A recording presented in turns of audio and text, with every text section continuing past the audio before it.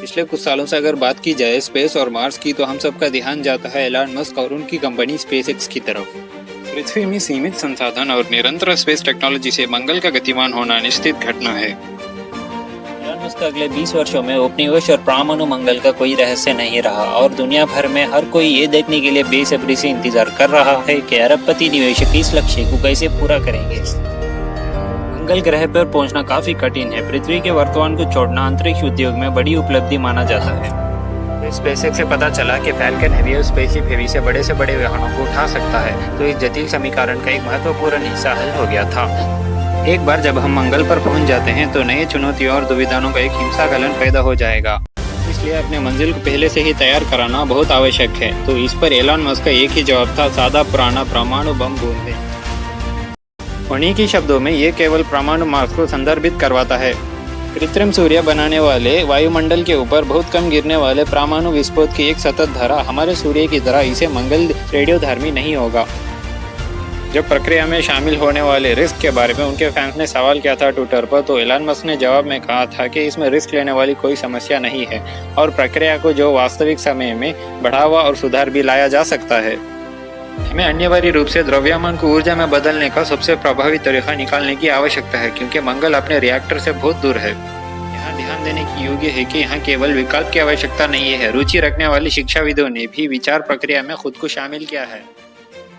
बर्फीली ग्रह को गर्म कराने के तरीके पर विचार प्रक्रिया सोचते हुए एक तरीका ये भी है कि हजारों सोलर रिफ्लेक्टिंग सैटेलाइट्स का इस्तेमाल करना, जो वर्तमान में खोजे जा रहे हैं। इस वीडियो की टाइटल से आपने महसूस किया होगा कि एलन मस्क और स्पेसएक्स की परमाणु मंगल के विचार का विरोध कराने की एक बहुत ही मुख्य पार्टी है। ये और कोई नहीं बल्कि नासा ही है। उनके विरोध कराने के पीछे का लक्ष्य मंगल के सतह के नीचे फंसे कार्बन डाइऑक्साइड गैस को छोड़ना है, जो वातावरण को मोटा कराने के लिए और ग्रह को गर्म कराने के लिए। लेकिन नए नासा अध्ययन के अनुसार मंगल की सतह में पर्याप्त कार्बन डाइऑक्साइड नहीं है, जिससे व्यावहारिक रूप से दुर्गम ग्रह को गर्म कराने के लिए वातावरण में वापस रखा जा सकता है। मंगल ग्रह को भूभाग के एक ऐसी जगह में बदलना जिससे मनुष्य जीवन के समर्थन के बिना खोज सकते हैं, आज हमारे पास ऐसे मौजूद टेक्नोलॉजी के साथ असंभव है। नासा के अनुसार मंगल ग्रह पर वर्तमान और वातावरण में ज्यादातर कार्बन डाइऑक्साइड है, जो तरल पानी के समर्थन कराने के लिए बहुत ठंडा और पतला है। ये गैस वो है जो मंगल के साथ से निकल सकते हैं और तापमान को उस बिंदु तक बढ़ा देगी जहां तरल पानी और तुरंत बर्फ में बदलने के बजाय स्थिर रहेगा। मंगल के वायुमंडल के दबाव पृथ्वी के वायुमंडल के दबाव के 1% से भी कम है।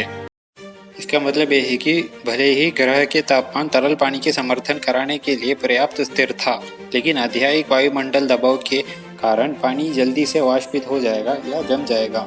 यही कारण है वातावरण को मोटा कराना उतना ही महत्वपूर्ण है जितना कि मंगल ग्रह के तापमान को बढ़ाना। दोनों को सफलतापूर्वक ग्रह की भू आखिरी द्वारा पूरा किया जा सकता है, लेकिन क्या दूसरा तरीका भी है? पिछले कुछ वर्षों में टेराफॉर्मिंग के बारे में कई अध्ययन की गई है, लेकिन नासा द्वारा हाल ही में मंगल की वैज्ञानिक ने एक नई तरीके बदलने वाली जानकारी खरीदी है। ग्रह पर कार्बन डाइऑक्साइड जैसे वाष्पशील पदार्थों का इतिहास है और मंगल के वातावरण से अंतरिक्ष में गैस का नुकसान होना देखा जा सकता है। नासा के मार्स उपग्रह के डेटा का उपयोग करते हुए शोधकर्ताओं ने कार्बन बेयरिंग मिनरल्स के वितरण और कार्बन डाइऑक्साइड की घटना का विश्लेषण किया था इस लाल ग्रह में ध्रुवीय बर्फ की टोपियों पर। लेकिन दुर्भाग्य से परिणाम बहुत आशावादी नहीं है। यह पता चला है कि पर्याप्त ग्रीनहाउस गैसें प्रदान कराने के लिए मंगल ग्रह पर शेष कार्बन डाइऑक्साइड पर्याप्त नहीं होता। इसमें सतह के नीचे की गैसें शामिल है या उन्हें वायुमंडल में छोड़ा जाना है, ये आगे चलकर ही देखा जाएगा। मंगल के बारे में एक दिलचस्प तथ्य यह है कि बर्फ के रूप में बहुत सारा पानी है जिसका उपयोग जलवाष्प बनाने के लिए किया जा सकता है, लेकिन यह उस अध्ययन से असंभव है जो दिखा रहा है कि पानी अपने आप में पर्याप्त वार्मिंग प्रदान नहीं कर सकता है। कार्बन डाइऑक्साइड के द्वारा एक महत्वपूर्ण वार्मिंग के बिना जो मंगल ग्रह पर कम से कम कहने के लिए दुर्लभ है। तापमान पर्याप्त पानी को वाष्प के रूप में मौजूद नहीं रहने देगा। विशेषज्ञों ने वायुमंडलीय दबाव बढ़ाने के प्रयास में क्लोरोफ्लोरोकार्बन या फिर फ्लोरीन आधारित कंपाउंड भी शुरुआत की प्रस्ताव दिया है, लेकिन उस सिद्धांत को विफल कर दिया गया है क्योंकि ये गैसें अल्पकालिक हैं और इसके लिए मैन्युफैक्चरिंग प्लांट का महंगे होने की आवश्यकता होगी। निश्चित रूप से कम समय की विचार नहीं है कि टेराफॉर्मिंग मंगल की बौद्धिक दौड़ जल्दी से कार्बन की दौड़ में बदल गई है। हम मंगल ग्रह के लिए वायुमंडलीय दबाव को उस स्तर तक बढ़ाने के लिए पर्याप्त कार्बन कैसे और कहां पाया जा सकता है जिसके साथ हम सहज हैं। मंगल के वायुमंडलीय दबाव आश्चर्यजनक रूप से कम है, 0.6% के पृथ्वी के आसपास। नासा के शोधकर्ताओं अनुमान है कि मंगल को पृथ्वी के कुल वायुमंडल दबाव के समान कार्बन डाइऑक्साइड दबाव की आवश्यकता है। स्थिर तरल पानी के समर्थन कराने के लिए पर्याप्त तापमान बढ़ाने के लिए भी कार्बन डाइऑक्साइड वही है जो बिटकॉइन पृथ्वी के लिए है, अधिक वैल्यू और उच्च डिमांड है।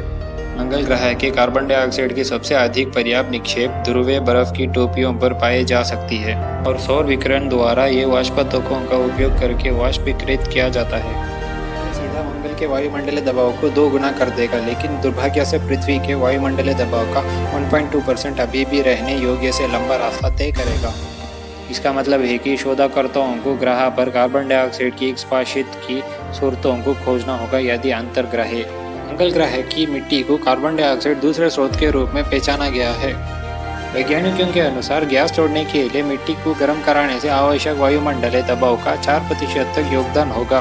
सतह के नीचे खनिज जमा कार्बन डाइऑक्साइड का एक और स्रोत है, लेकिन अपने आप में बहुत विश्वसनीय नहीं है। सबसे अधिक बहुत कमी जमा के साथ आवश्यक दबाव के 5% से कम उपज का अनुमान है। सभी जमाओं को पर्याप्त कराना बहुत श्रम सादा हो गया। हालांकि सबसे उथले जमा के साथ भी एक व्यापक पट्टी खाने की आवश्यकता होती है। नासा की प्रतिभाशाली दिमाग मंगल ग्रह के लिए एलन मस्क के विचार को चाहे कितना ही विरोध कर सकते हैं, लेकिन इनके समान भावना और समग्र लक्ष्य की एक ही दिशा पर है।